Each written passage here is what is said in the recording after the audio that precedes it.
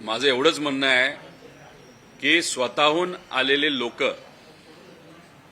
आणि आणलेली लोक हे जर तुम्हाला बघायचं असेल तर राहुल गांधीजीचा कार्यक्रम हा स्वतःहून आलेल्या लोकांचा कार्यक्रम होता आणि नागपूरला जो कार्यक्रम घेण्यात आला तो कुठेतरी आणलेल्या लोकांचा कार्यक्रम होता असं आपल्याला म्हणावं लागेल।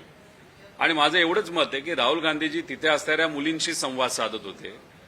आपली अपेक्षा होती की राज्याचे मुख्यमंत्री तिथे बसलेले आहेत, त्यांना सुद्धा सामान्य लोकांनी प्रश्न विचारले असते तर काय झालं असतं।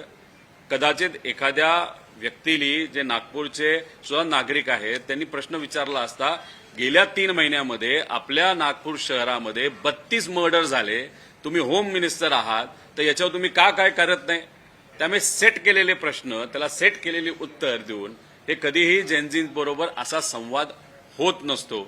त्यामुळे आणि त्याच्यात मला असंही कळतं की कुठल्या तरी एखाद्या क्रिकेटरला पण तिथं आणलं गेलं होतं। आता राहुल गांधीजींचा कार्यक्रम स्वतः त्या व्यासपीठावर होते, बाकी 100 लोक व्यासपीठावर नव्हते नेते आणि कुठलाही सेलिब्रिटी तिथं आला नव्हता जो नागपूरमध्ये आला होता। मग गर्दी आणण्यासाठी सेलिब्रिटीला आणलं होतं का काय केलं होतं हे त्यांनाच माहिती।